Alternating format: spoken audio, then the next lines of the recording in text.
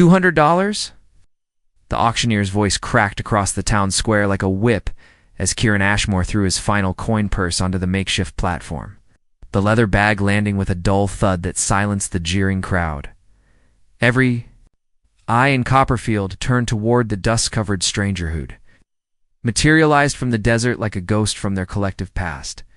Kieran stood 6'2" in his worn cavalry boots, his weathered duster hanging open to reveal the twin Colts at his hips and the hard-earned scars that mapped his chest through his open shirt. 15 years of wandering had carved deep lines around his storm-gray eyes, but those eyes burned with the same fierce intensity that had once made schoolgirls whisper his name in hushed, thrilling tones. On the auction block, shackled like a common criminal, stood Vesper Nightingale, the girl he'd loved with the desperate passion of youth. Now a woman whose ethereal beauty had only deepened with time. Her raven-black hair fell in waves past her shoulders, and her emerald eyes held a defiance that even chains couldn't diminish. At 28, she possessed the kind of otherworldly grace that made men forget their own names, which was exactly what had landed her in this predicament.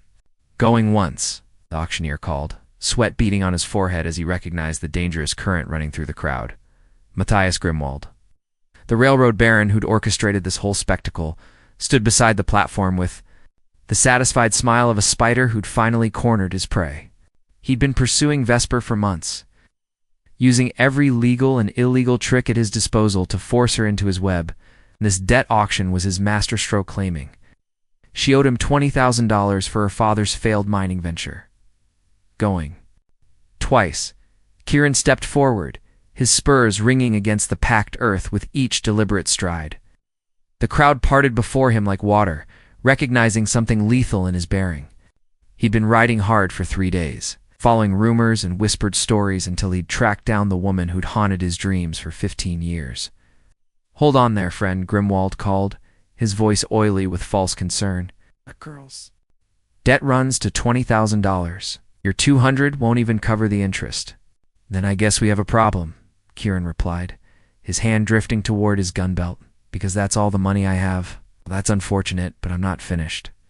Kieran's voice cut through Grimwald's bluster like a blade through silk. $200 cash, plus this."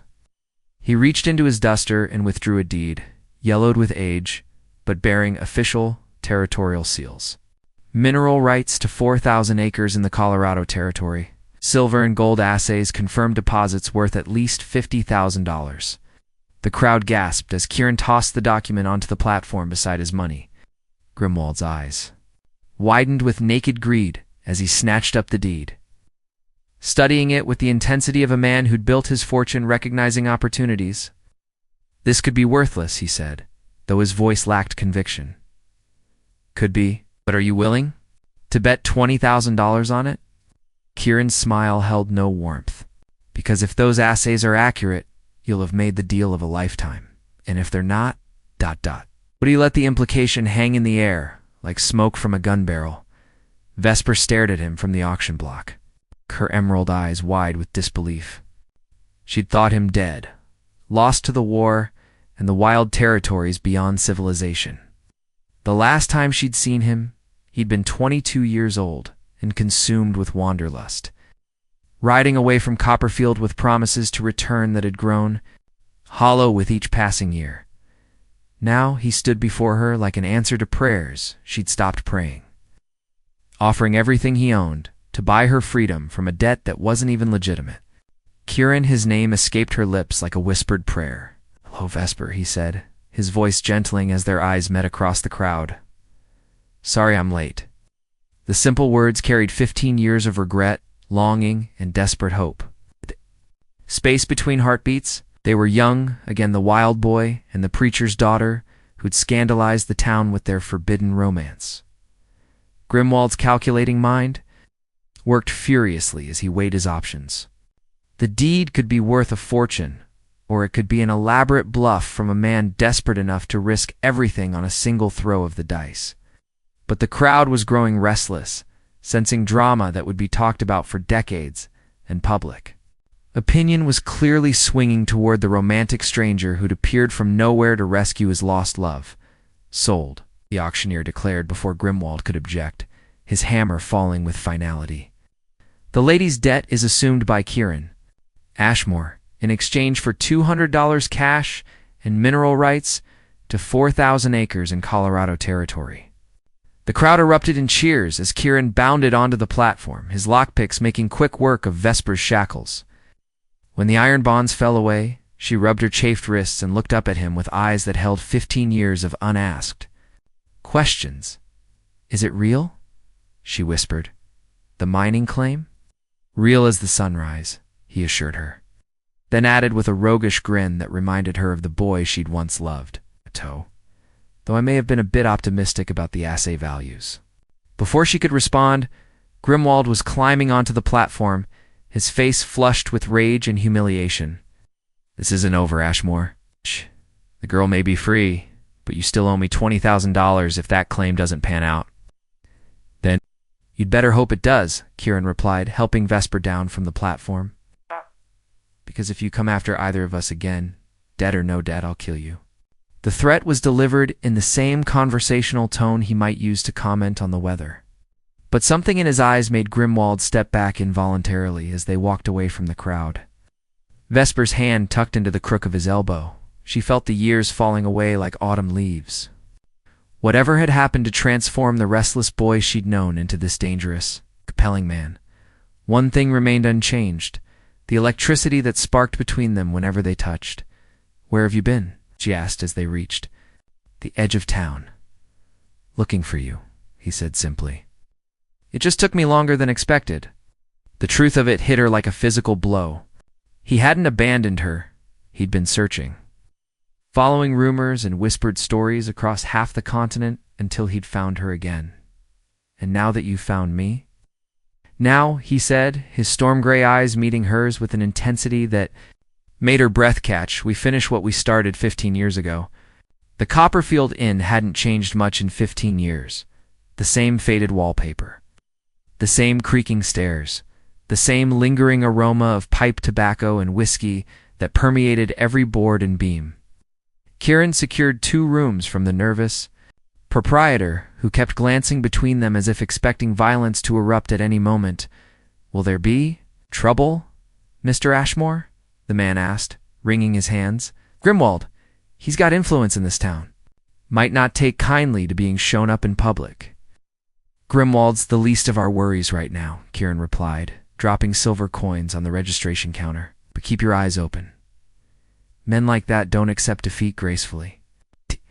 Her room, the same chamber she'd occupied as a child when her preacher father brought her to town for her. Sunday services. Vesper sank into a chair by the window and tried to process everything that had happened. 3 hours ago, she'd been facing a life of indentured servitude to a man whose touch made her skin crawl. Now she was free, saved by a ghost from her past, who'd materialized like something from a fever dream. A soft knock interrupted her thoughts. "Vesper, it's me."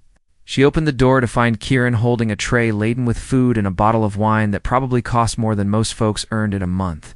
He'd cleaned up since the auction, his dark hair washed and combed back, his jaw freshly shaved, his dusty clothes replaced with a crisp white shirt and black trousers that emphasized his lean, powerful frame. "Thought you might be hungry," he said, his voice oddly formal. "It's been a long day." She stepped aside to let him enter, acutely aware of how small the room felt with his presence filling it. He set the tray on the small table and poured wine into 2 glasses, his movements economical and precise. "You've changed," she said, accepting the glass he offered. "So have you?" His storm-gray eyes studied her face with an intensity that made her pulse quicken. "You're even more beautiful than I remembered." Heat flooded her cheeks at the simple compliment. "Kieran, about what happened today, I know." "What you're going to say," settled into the chair across from her, his long legs stretched out before him. "You're going to tell me I shouldn't have risked everything on a gesture? Us. That I should have stayed away and let you handle your own problems, actually. I was going to thank you." The admission seemed to surprise them both. "But you're right about the risk. That mining claim, is it really worth what you told Grimwald?" His mouth curved in the crooked smile she remembered from their youth. The claim is real. I've been working it for 3 years, ever since I tracked down the original owner and convinced him to sell. The silver's there, Vesper. Maybe not $50,000 worth, but enough to make good on the debt if necessary. And if it's not enough, then we run, fast and far. He leaned forward, his expression growing serious. But I'd rather fight. Why? The question exploded from her with more force than she'd intended. Why come back now? I risk everything. For someone who probably isn't the girl you remember. Silence stretched between them like a taut wire. When Kieran finally spoke, his voice was rough with emotion. Because I never stopped loving you, he said simply. 15 years, Vesper? 15 years of trying to convince myself that what we had was just youthful infatuation, that I'd get over it eventually, but I never did. The confession hit her like a physical blow. She'd built walls around her heart, convinced herself that he'd forgotten her, that their love affair had been nothing more than a brief interlude in his larger adventure. You left, she whispered. You rode away and never looked back.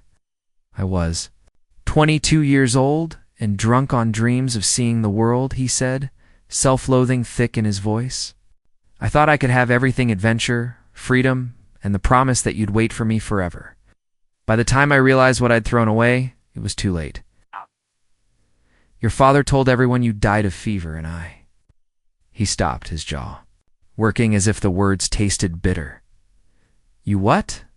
I spent 5 years looking for your grave before I learned the truth.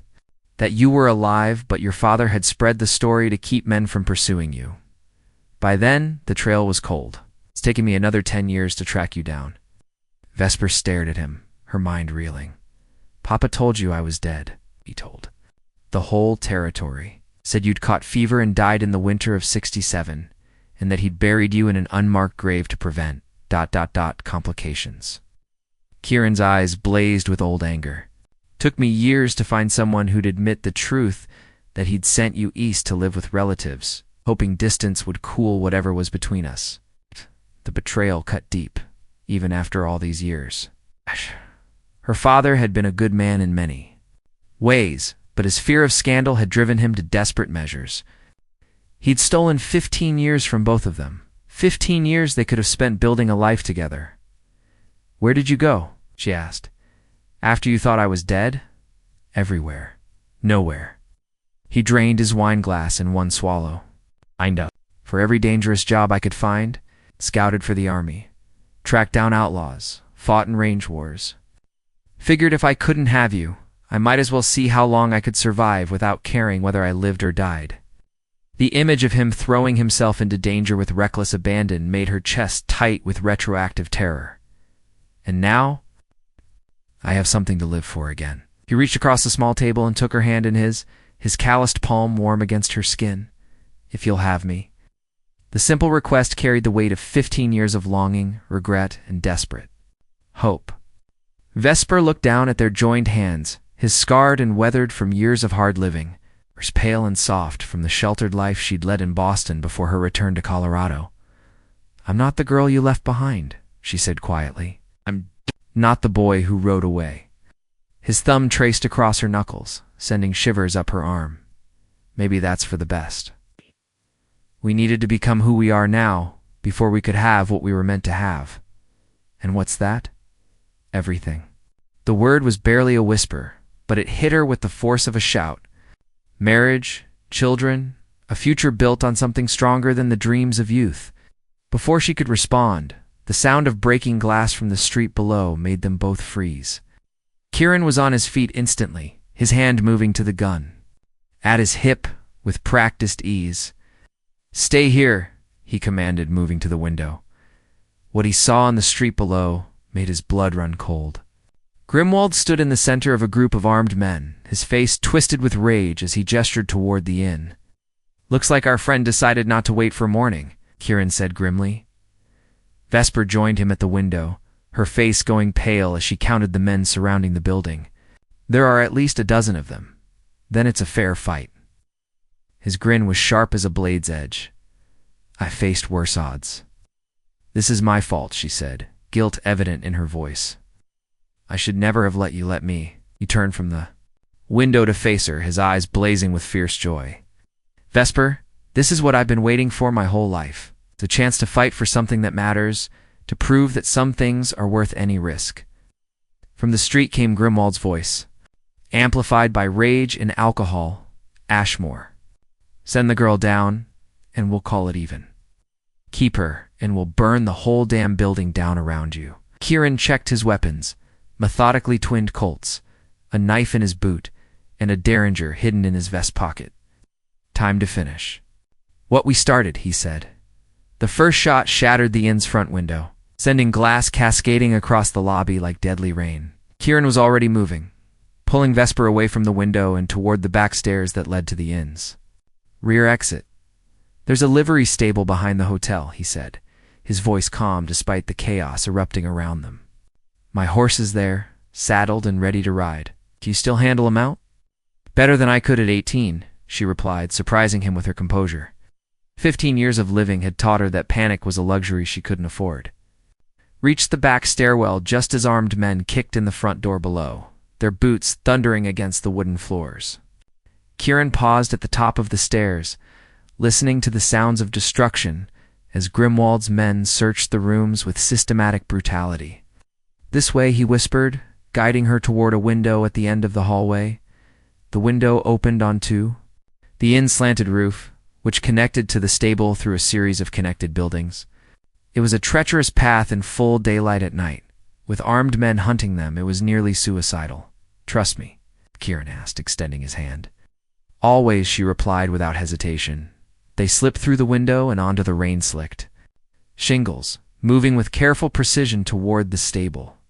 Behind them, they could hear Grimwald's voice roaring with frustration as his men discovered the empty rooms. Burn it down, he commanded. They can't have gotten far. The acrid smell of smoke reached them as they climbed down into the stables loft, where Kieran's black stallion, Phantom, waited with the patient alertness of a horse bred for war. The animal had carried him through countless dangerous situations, and its dark eyes held the same lethal intelligence as its master. Easy, boy, Kieran murmured, stroking the horse's neck as he checked the saddle. One more ride, then you can rest. Vesper found a second horse's sorrel mare that belonged to the inn and quickly fitted a bridle to its head. Her movements were smooth and confident, revealing skills she'd maintained despite years of city living. Where do we go? She asked, as they led the horses toward the stable's back entrance. The mining claim. It's about 20 miles north up in the mountains. Defensible position, supplies cached, and more weapons than we can carry. His grin was savage with anticipation. If Grimwald wants a war, we'll give him one he won't forget. They mounted up just as flames began licking at the inn's windows, casting dancing shadows across the stable walls. The town was in chaos, people. Running in every direction, buckets of water being passed from hand to hand in a futile attempt to save the building. Kieran said, spurring Phantom toward the open doorway. They burst from the stable at a full gallop, Vesper clinging to her mare's neck as bullets whined past them like angry hornets. Grimwald's men had posted guards at every exit from town, but they hadn't expected their quarry to emerge from the burning building's rear. There, someone shouted. They're heading north. More shots rang out, but Kieran and Vesper were already beyond effective range, their horses' hooves drumming against the packed earth as they climbed toward the foothills. Behind them, Copperfield blazed like a funeral pyre, the inn's destruction serving as a monument to Grimwald's hatred. The whole town will blame us for this, Vesper called over the thunder of hoofbeats. Let them, Kieran replied, his voice carrying easily over the noise. Sometimes you have to burn down the old world to build a new one. They rode through the night, following mountain trails that Kieran knew by heart from his prospecting days. Phantom set a punishing pace, his powerful stride eating up the miles while the sorrel mare struggled to keep up. Vesper rode like she'd been born in the saddle, her body moving with the horse's rhythm in perfect harmony. Dawn found them in a box canyon high in the Colorado Rockies, where a small cabin stood beside a stream that ran silver with mineral deposits. The mining claims stretched across several acres of promising terrain with tunnels and shafts that showed evidence of systematic exploration. "Home sweet home," Kieran said as they dismounted near the cabin. "Not much to look at, but it's defensible. Only one way in or out, clean water, and enough cached supplies to last a month." Vesper looked around the canyon with wondering eyes. The place had a raw, untamed beauty that spoke to something deep in her soul-towering rock walls that caught and held the morning light. Pine trees that perfumed the air with their resinous scent, and a silence so complete it felt sacred. "It's beautiful," she said softly. "It's ours."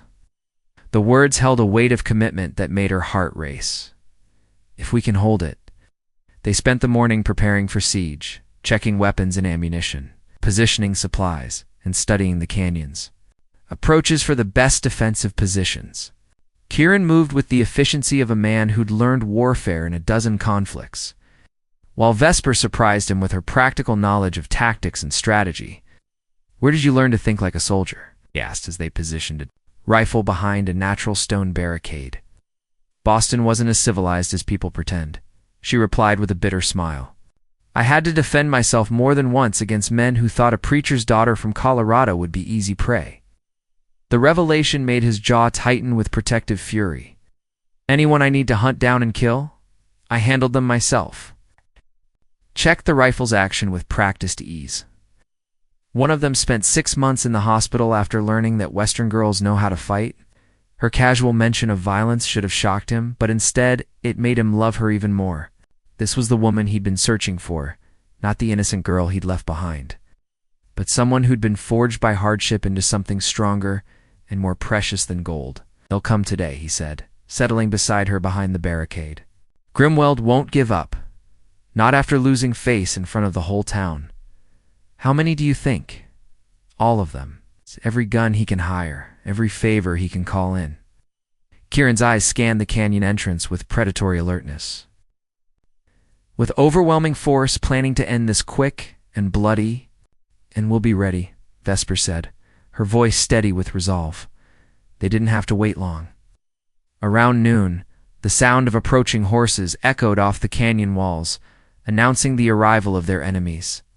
Grimwald rode at the head of 20 armed men, his face twisted with rage and the desperate need for vengeance that had driven him beyond all reason. "Ashmore," his voice boomed across the canyon. "Send out the girl and we'll make this quick. Hiding behind her skirts, and we'll make it slow." Counteroffer. Kieran called back, his rifle trained on the railroad baron. "Turn around. And right away, and you might live to see tomorrow. You're outnumbered 22-2. Surrender now, and I'll let you die with dignity." Kieran's laughter rang across the canyon like a challenge. 22-2, Grimwald, you poor fool.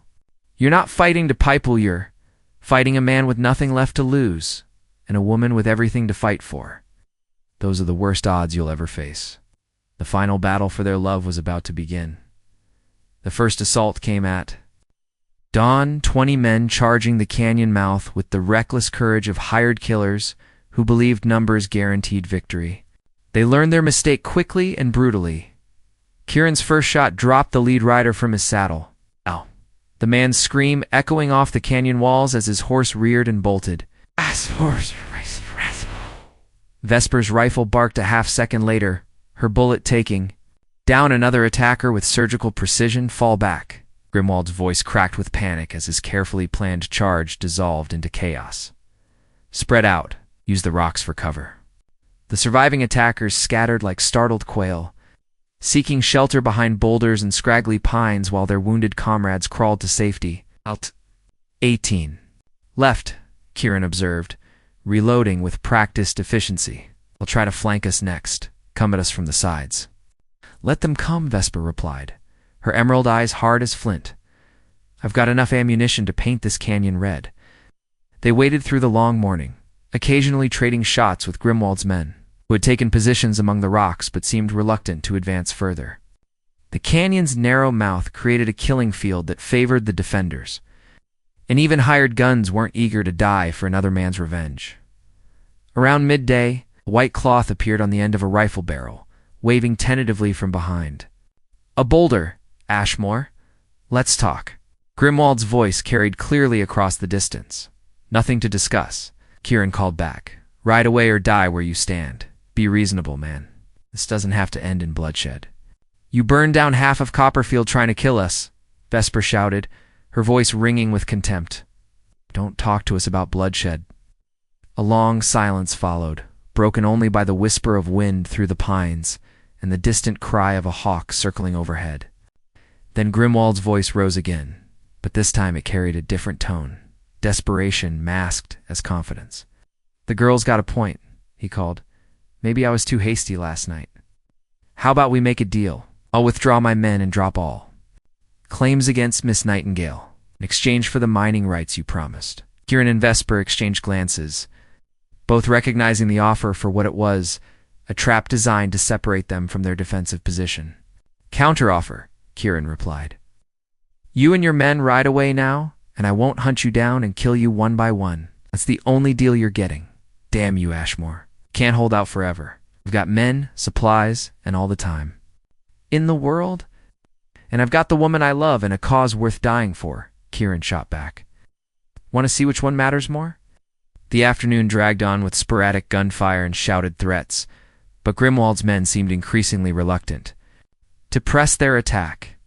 The canyon's defensive advantages had turned what should have been a quick victory into a grinding siege. Hired guns weren't known for their patience or loyalty when the fighting got hard. As evening approached, Vesper noticed movement on the canyon's rim, tiny figures silhouetted against the darkening sky. Kieran, she said quietly, pointing toward the heights. They're above us. He followed her gaze and cursed under his breath. While they'd been focused on the main force at the canyon mouth, Grimwald had sent climbers around to scale the walls.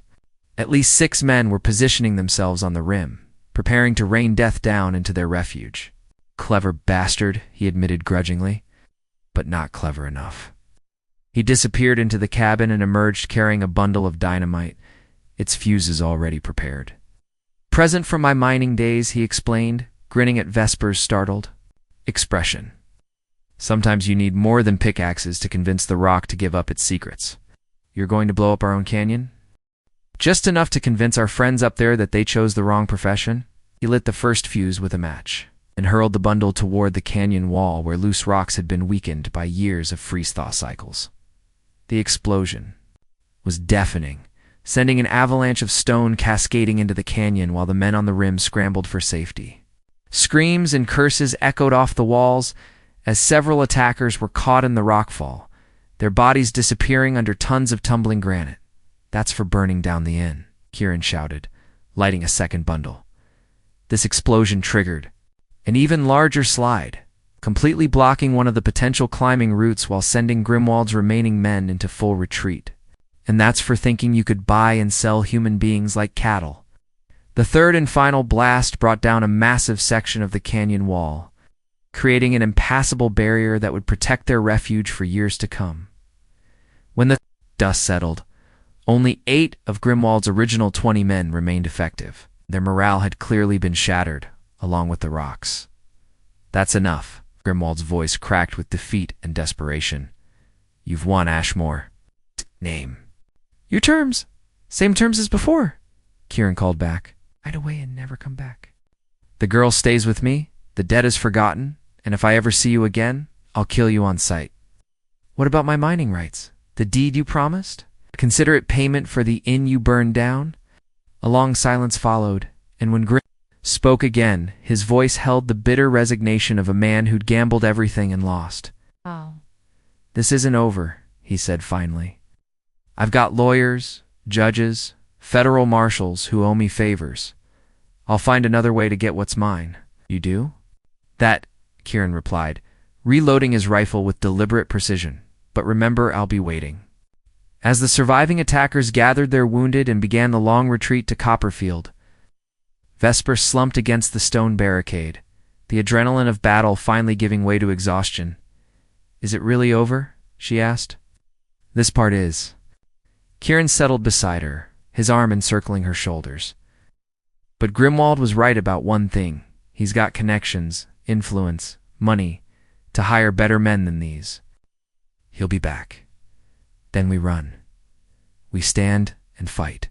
Here together for as long as it takes. His storm-gray eyes met hers with absolute conviction.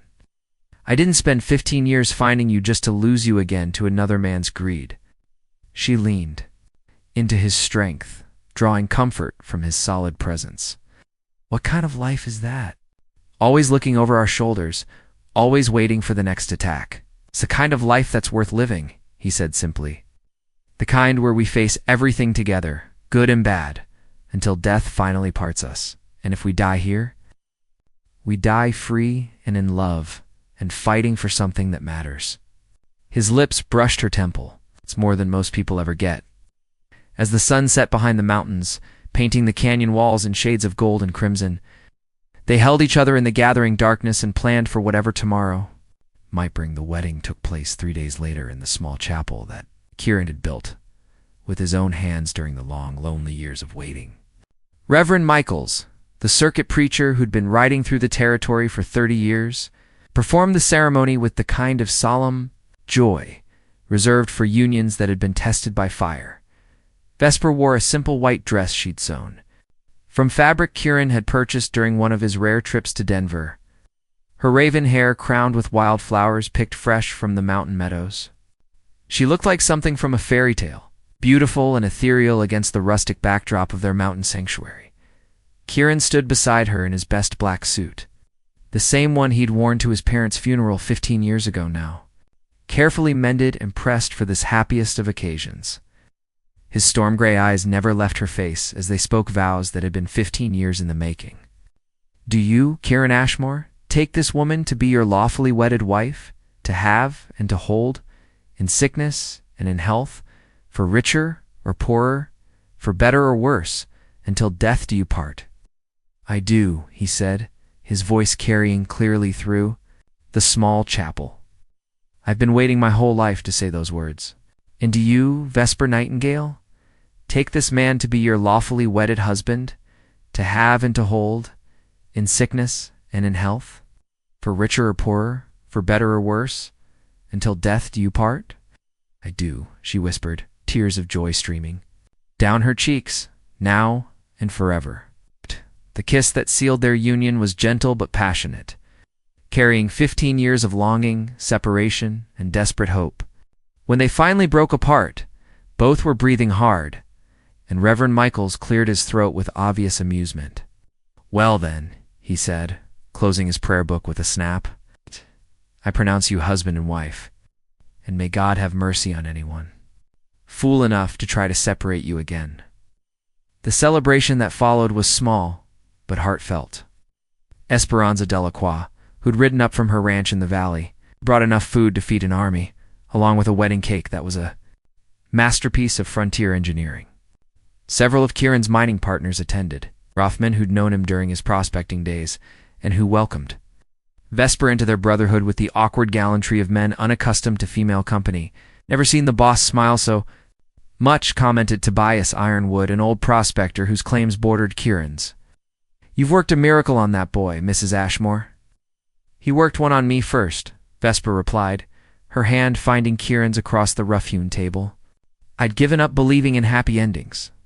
Well, you've found one now, Esperanza declared, raising her glass of whiskey and toast. To love that endures, marriage that strengthens, and the courage to fight for both. The toast was echoed by everyone present, their voices ringing through the canyon like a promise and a challenge to fate itself.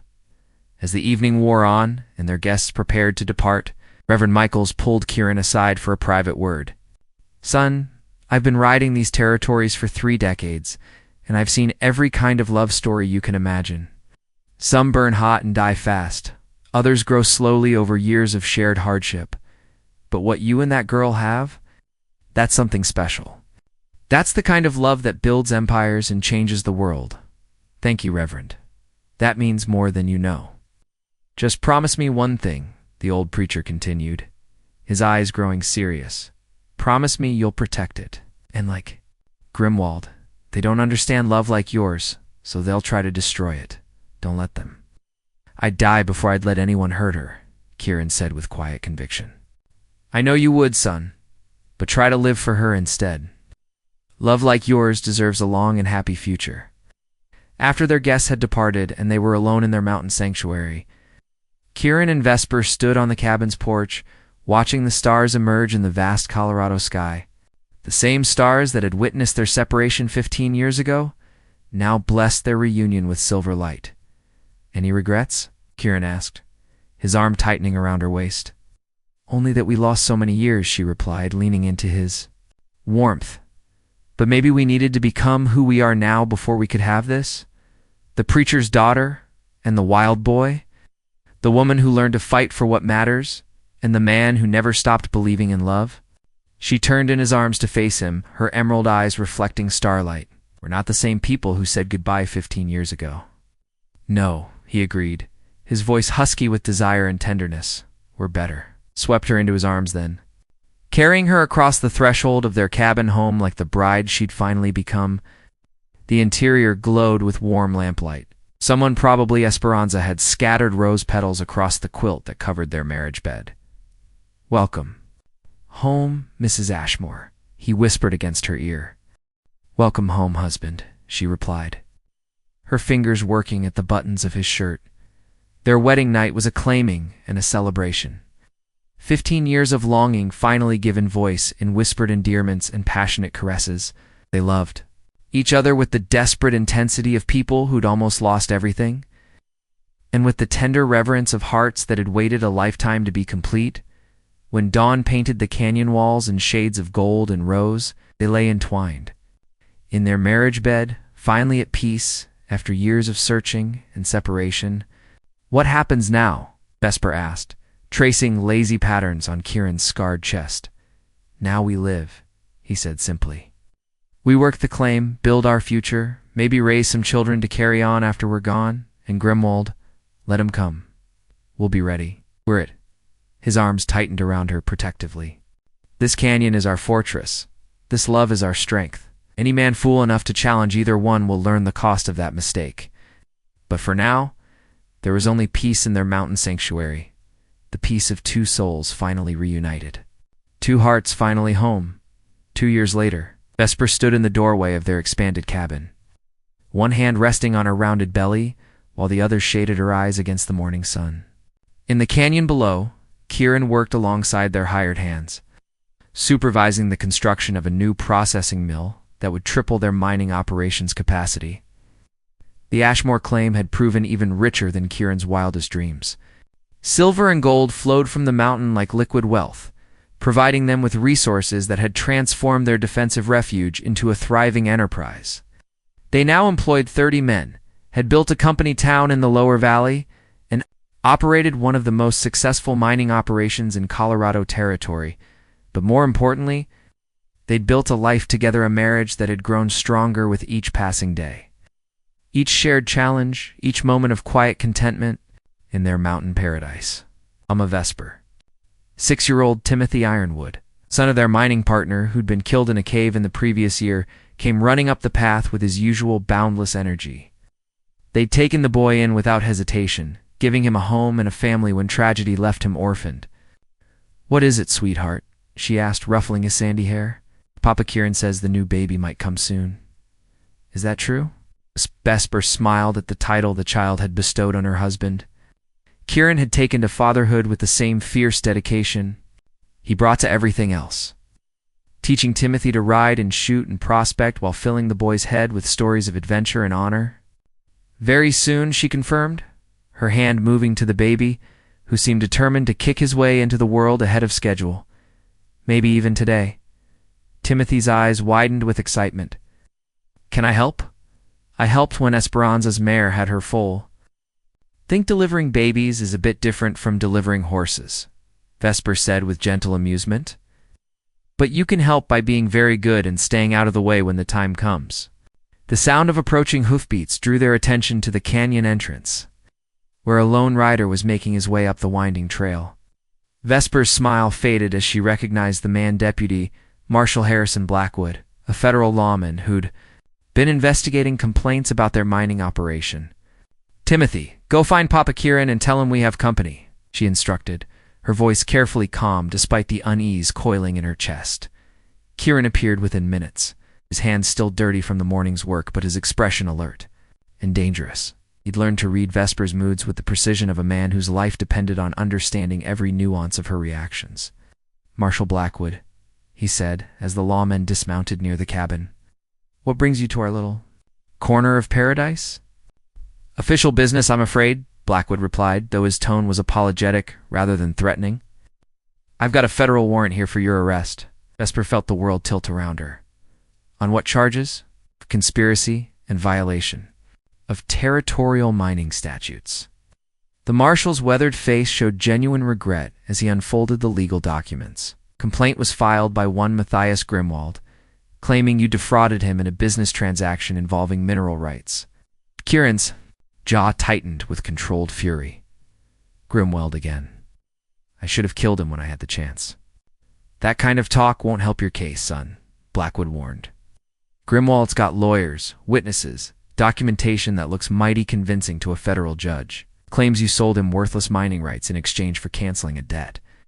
"Knowing the claims were fraudulent?" "Claims aren't fraudulent," Vesper said firmly. "This mine has been producing consistently for 2 years. Any assay will prove the mineral deposits are exactly as advertised." "Maybe so, ma'am, but that's for a judge to decide. I'm just here to serve the warrant." A tense silence stretched across the canyon as the implications sank in. Arrested and transported to Denver for trial, he'd be separated from Vesper just as their child was about to be born. Worse, Grimwald's influence and resources could easily corrupt a legal system that was already biased against frontier entrepreneurs. "How much time do I have?" Kieran asked, finally. "I'm supposed to take you in immediately," Blackwood admitted. "But seeing as your wife is about to give birth, I could maybe delay things for a day or two. Professional courtesy between fighting men." The marshal's slight emphasis on the last phrase revealed that he'd done his research. He knew about Kieran's military service, his reputation as a man of honor who'd earned his success through hard work rather than criminal activity. "I appreciate that, Marshal." But Kieran's words were cut off by Vesper's sharp gasp of pain. She doubled over, her hands clutching her belly as a contraction seized her with stunning intensity. When it passed, her face was pale with shock. "The baby?" she whispered. I think it's time." Kieran was beside her instantly, his strong arms supporting her weight as another contraction followed hard on the heels of the first. "Get Esperanza," he commanded Timothy, who was already running toward the mining camp at full speed. Wow. "Hell," Marshal Blackwood said, removing his hat with obvious discomfort. "Looks like that delay just became mandatory." The next several hours passed in a blur of activity as Esperanza and the camp's doctor worked to deliver the Ashmore heir, while Kieran paced the cabin's main room like a caged wolf. Marshal Blackwood waited patiently on the porch, occasionally accepting coffee and updates from Timothy, who'd appointed himself official liaison between the adults. As the sun reached its zenith, a baby's cry echoed through the canyon strong. Healthy and undeniably alive. "You have a son," Dr. Morrison announced, emerging from the bedroom with a tired but triumphant smile. "Mother and child are both doing well." Kieran's knees nearly buckled with relief. "Can I see them? Give us a few minutes to get everyone cleaned up." When he finally entered the bedroom, Kieran found Vesper propped up against pillows, her face glowing with exhaustion and joy as she cradled a tiny bundle against her chest. The baby was perfect 10 fingers, 10 toes, and a shock of dark hair that marked him as unmistakably his father's son. "Meet your son, Kieran Ashmore," she said softly. "What's his name?" Kieran asked, his voice rough with emotion as he gently touched the baby's impossibly small hand. "Phoenix," she replied, "because he represents new life rising from the ashes of our old dreams." "Phoenix Ashmore," Kieran repeated, letting the name roll off his tongue. "I like it, Mr. Ashmore." Marshal Blackwood appeared in the doorway, his hat in his hands and genuine regret in his eyes. "I hate to interrupt, but we need to discuss the warrant. Give me a moment with my family," Kieran said without looking away from his son. "Of course." When they were alone again, Vesper reached up to cup Kieran's face in her palm. "Whatever happens, we'll face it together. This isn't the end of our story, it's just another chapter." "I'm not going to prison," he said quietly. "I won't be separated from you and our son. Not again. Not ever. Then what do we do? His storm-gray eyes hardened with resolve. We remind the world that some men can't be broken, and some loves can't be conquered. The federal courthouse in Denver buzzed with excitement as the territory's most famous love story played out in its marble halls. Matthias Grimwald sat at the prosecutor's table with his team of expensive lawyers, confident that money and influence would finally give him victory over the couple who'd humiliated him 3 years ago. But Kieran and Vesper Ashmore weren't the desperate fugitives he'd expected to face. They entered the courtroom like visiting royalty, Vesper radiant in an emerald silk dress that matched her eyes, baby Phoenix sleeping peacefully in her arms, while Kieran wore the bearing of a man who'd built an empire and wasn't about to let corrupt officials tear it down. Behind them filed a parade of character witnesses that read like a who's who of Colorado Territory's most respected citizens. Mining partners, business associates, federal marshals who'd worked with Kieran, and even Reverend Michaels, who'd ridden down from the mountains specifically to testify about the couple's character and integrity. Your Honor, began Prosecutor Williams, Grimwald's lead attorney, this case is simple fraud dressed up as romance. The defendant knowingly sold worthless mining claims to my client using a desperate woman's supposed affections as cover for his criminal enterprise. Judge Margaret Thornfield, one of the few female judges in the Western Territories, studied the assembled parties with the sharp intelligence that had earned her appointment to the federal bench. Mr. Williams, you claim the mining rights were worthless. Do you have evidence to support this assertion? We have Mr. Grimwald's testimony that the claimed mineral deposits don't exist, Your Honor. And do you have independent assay reports, geological surveys? Any scientific evidence beyond your client's word? The prosecutor's confident expression faltered slightly. Mr. Grimwald is a respected businessman whose word should carry significant weight. In business negotiations, perhaps. Law, I prefer facts. Judge Thornfield turned to the defense table. Mr. Morrison, I assume you have documentation regarding the actual productivity of these mining claims? Kieran's lawyer, a brilliant young attorney named Rebecca Sterling, who'd built her reputation defending frontier entrepreneurs against corrupt officials, rose with a thick portfolio of documents. Indeed we do, Your Honor. Independent essay reports from 3 different companies, geological surveys conducted by the Territorial Mining Authority, and most importantly, production records showing that the Ashmore mining operation has extracted over $200,000 worth of silver and gold from these supposedly worthless claims.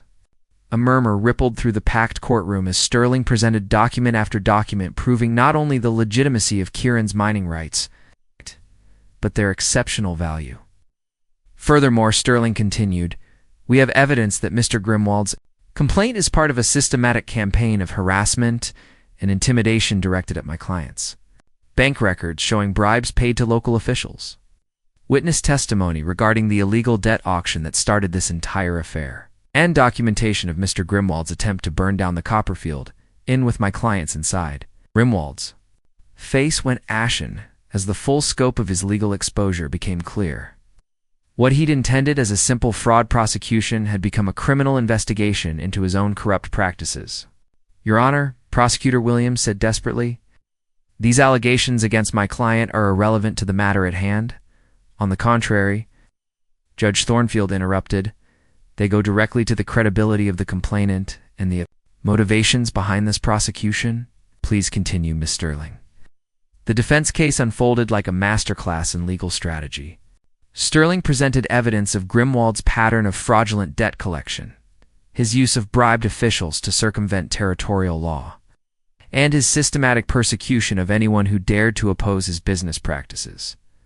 But the most powerful testimony came from Kieran himself, who took the stand and told their story with the quiet authority of a man who'd lived every word. Your Honor, I've made a lot of mistakes in my life, but loving Vesper Nightingale wasn't one of them. When I saw her being sold like livestock by a man who'd manufactured a debt to steal her freedom, I did what any decent person should do. I stopped it. The mining claim I gave Grimwald was worth exactly what I claimed, as the production records clearly show. If he chose to sell those rights instead of developing them himself, that's his business decision, not my fraud. And what of the allegations that you orchestrated this entire affair to defraud Mr. Grimwald? Kieran's storm-gray eyes blazed with righteous anger. "Judge, I spent 15 years searching for the woman I loved, believing she was dead because her father had lied to keep us apart. When I finally found her again, chained to an auction block like a slave, I would have given everything I owned to free her. The fact that my sacrifice happened to include valuable mining rights doesn't make it fraud. It makes it the best investment I ever made." The courtroom erupted in applause, quickly silenced by Judge Thornfield's gavel. But the message was clear. Public opinion had swung decisively in favor of the romantic heroes over the corrupt businessman. When Vesper took the stand, baby Phoenix, in her arms, her testimony was devastating in its simplicity. "Your Honor, Mr. Grimwald destroyed my family with false debts. He's burned down a building trying to kill us, and now he's using the federal court system to continue his persecution. All because a good man chose love over money when he freed me from illegal bondage. That's a crime? Then justice has no meaning in this territory." Judge Thornfield's decision was swift and decisive. In the matter of United States versus Kieran Ashmore, this court finds the defendant not guilty on all charges. Furthermore, based on evidence presented during this trial, this court is referring charges of fraud, bribery, and conspiracy to the Territorial Attorney General for investigation of Matthias Grimwald and his associates. The courtroom exploded in celebration as Kieran and Vesper embraced. Their son safe between them, their love finally vindicated by the law. But Grimwald wasn't finished. As they left the courthouse, he stepped out of the shadows with a derringer. In his hand, his face twisted with the madness of a man who'd lost everything. "If I can't have her, nobody can," he screamed, raising the weapon toward Vesper. Kieran moved with the lightning reflexes of a man who'd survived a dozen gunfights, his own Colt-clearing leather with practiced ease. 2 shots rang out simultaneously, Grimwald's wild and wide, Kieran's precise and final. The railroad baron crumpled to the courthouse steps, his dreams of revenge dying with him in the Colorado dust. "It's over," Kieran said, holstering his weapon as federal marshals secured the scene. "It's finally over." 5 years later, the Ashmore mining empire had grown into one of Colorado's most successful businesses, employing hundreds of workers and contributing to the territory's eventual statehood. Kieran served on the territorial council, helping shape mining laws that protected honest entrepreneurs from corrupt officials. Vesper had established schools throughout the region, ensuring that frontier children received the education they needed to build a better future. Their son Phoenix grew strong and curious, raised on stories of true love and the courage to fight for what mattered. And every evening, as the sun set behind the mountains that had witnessed their reunion, they stood together on the porch of their canyon home, grateful for second chances and the kind of love that could survive anything the world threw at it. "Any regrets?" Vesper asked, echoing the question from their wedding night. "Only that it took me so long to find my way back to you," Kieran replied, his arms encircling his family. "We found each other when we were ready," she said, watching Phoenix chase fireflies in the gathering dusk. Everything else was just preparation. Drifter, who'd once renewed a bidding to redeem his lost love, had become a pillar of the community, devoted husband, and a father whose children would carry their love story into the next generation. And in the annals of Colorado territory, their names would be remembered not just as successful entrepreneurs, but as proof that true love could conquer any obstacle. Even 15 years of separation and the machinations of corrupt men, their love had been tested by time, distance, violence, and the law itself. It had emerged stronger each time, polished to brilliance like gold refined by fire. And it would endure long after the mountains themselves had worn away, a testament to the power of 2 hearts that refused to give up on forever,